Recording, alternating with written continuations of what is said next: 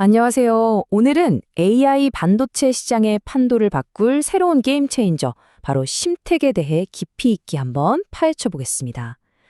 차세대 AI 메모리라는 거대한 파도 위에서 심텍이 과연 어떤 역할을 하게 될지 지금부터 함께 알아보시죠.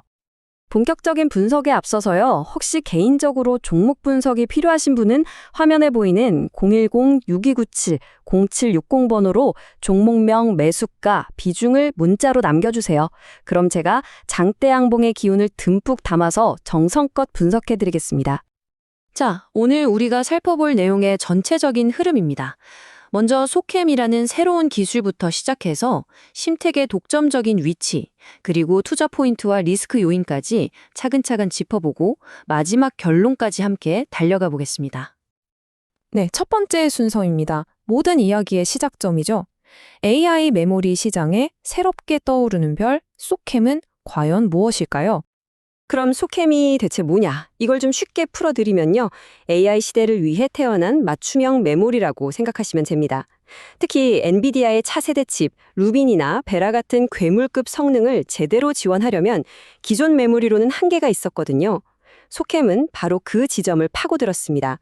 전기는 훨씬 덜 먹으면서 데이터 처리 능력은 기존 서버용 D램보다 월등히 높인, 그러니까 효율성을 극대화한 차세대 메모리 모듈인 거죠. 자, 그럼 이 엄청난 기술 변화에 가장 큰 수혜를 받을 기업은 어디일까요? 바로 오늘의 주인공, 심텍입니다. 심텍이 왜 특별한지 그 독점적인 위치에 대해 한번 살펴보겠습니다. 심텍의 가장 강력한 무기는요, 바로 유일함입니다. 현재 메모리 반도체 시장을 꽉 잡고 있는 삼성전자, SK하이닉스 그리고 마이크론, 이 세계 3대 기업 모두에게 소캠용 기판을 공급할 수 있도록 양산 인증을 받은 회사가 바로 심텍, 단 한 곳뿐이라는 겁니다. 이게 왜 중요하냐면 반도체 업계에서는 이 첫 번째 공급 이력, 즉 레퍼런스가 엄청난 힘을 발휘하거든요. 다른 경쟁사들이 쉽게 비집고 들어올 수 없는 아주 높은 성벽을 쌓아올린 셈이죠. 그럼 이 독점적인 지위가 구체적으로 어떤 투자 매력으로 이어지는지 이제부터 4가지 핵심 포인트로 나눠서 하나씩 뜯어보겠습니다. 심텍의 성장 스토리는 이 4가지 기둥 위에 세워져 있다고 볼 수 있어요.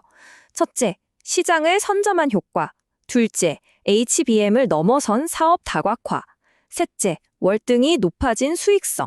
그리고 마지막으로 AI 제국의 황제 엔비디아와 함께 성장한다는 점입니다. 첫 번째 포인트부터 자세히 보죠. 소캠은요, 기존 D램 모듈하고는 생긴 것부터가 완전히 다릅니다. 물리적인 구조가 다르다는 건 이걸 받쳐주는 기판도 완전히 새로운 전용 부품이 필요하다는 뜻이거든요. 심텍이 바로 이 전용 기판을 가장 먼저 그리고 가장 잘 만들어서 공급 이력을 쌓았기 때문에 후발주자들이 감히 넘볼 수 없는 강력한 선점 효과를 가지게 된 겁니다. 두 번째 포인트는 AI 메모리 시장이 HBM 하나로만 돌아가는 게 아니라는 점입니다. 물론 HBM 중요하죠. 하지만 앞으로는 노트북이나 PC에 들어가는 온디바이스 AI에는 소캠이, 또 그래픽카드에는 GDDR7 같은 다양한 메모리가 각자의 역할을 하게 될 겁니다. 심텍은 이 모든 새로운 메모리 시장에 필요한 핵심 부품을 다루고 있기 때문에 시장이 커지면 커질수록 그 수혜를 온몸으로 받게 되는 구조입니다. 그리고 세 번째, 이게 정말 중요합니다. 바로 수익성인데요. 이 그래프를 보시면 바로 이해가 되실 겁니다. 소캠이나 GDDR7에 들어가는 이 기판들은요, 기술력이 훨씬 더 필요한 고부가가치 제품입니다. 그러다 보니 기존의 평범한 기판들보다 판매 단가도 남는 이익도 훨씬 높죠. 이건 단순히 매출이 늘어나는 걸 넘어서서 회사의 체질 자체가 훨씬 더 튼튼해진다는 걸 의미합니다. 마지막 4번째 포인트는 바로 엔비디아와의 시너지입니다. 심텍의 미래는 사실상 엔비디아의 차세대 AI 플랫폼 루빈과 베라의 성공과 거의 한 몸처럼 움직인다고 봐도 과언이 아닙니다. 이 플랫폼들이 시장에 본격적으로 풀리기 시작하면 소켓 모듈 수요는 폭발적으로 늘어날 수밖에 없고 그 안에 들어가는 심텍의 기판 수요도 함께 급증하겠죠. 시장에서는 대략 2026년 2분기부터가 그 시작점이 될 거라고 보고 있습니다. 자, 이렇게 4가지 포인트를 종합해보면 정말 매력적인 그림이 그려지죠. 거대하게 열리는 새로운 시장에서 누구보다 유리한 고지를 선점한 상황. 여러분은 이 기회에 대해 어떻게 생각하시나요? 제 생각은요, 이 잠재력은 분명 대단하지만 언제나 그렇듯 동전의 양면을 모두 봐야 한다는 겁니다. 즉, 리스크 요인도 반드시 짚고 넘어가야겠죠?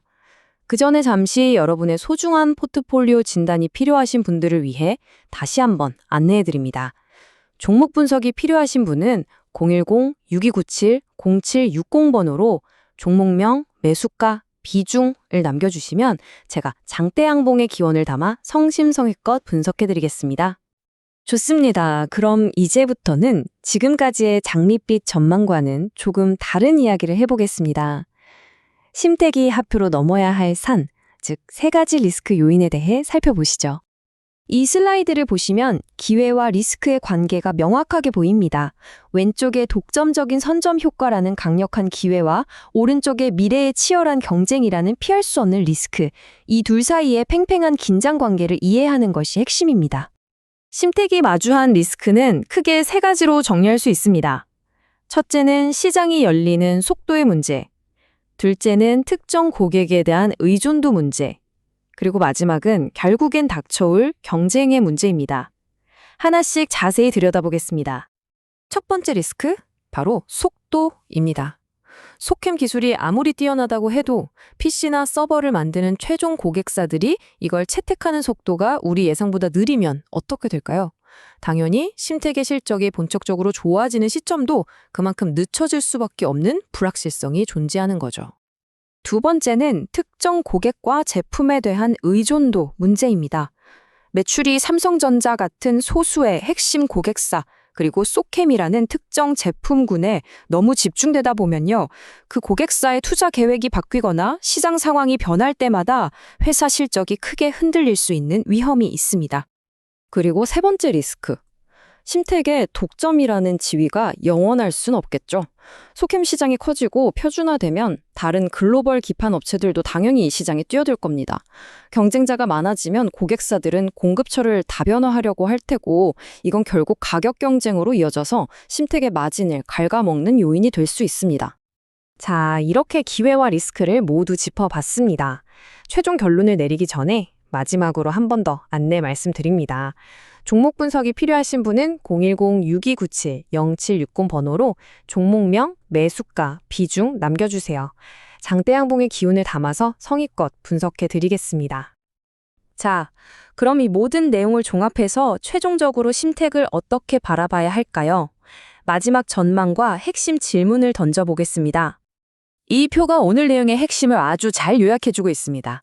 한쪽에는 독점적인 공급 지위, 높은 수익성, 엔비디아와의 동반 성장이라는 강력한 기회 요인들이 있습니다. 하지만 다른 한쪽에는 시장 개화 속도, 고객 의존도, 그리고 미래의 경쟁 심화라는 만만치 않은 리스크 요인들이 분명히 존재하죠. 그래서 마지막으로 우리가 던져야 할 질문은 바로 이겁니다. 심택은 분명 차세대 AI 메모리라는 경주에서 가장 앞에서 출발한 선수입니다. 하지만 이 출발의 우위가 과연 결승선에서의 승리까지 보장해 줄 수 있을까요? 이 질문에 대한 답을 찾아가는 과정이 앞으로 심택 투자의 핵심이 될 겁니다. 오늘 분석은 여기까지입니다. 함께해 주셔서 감사합니다.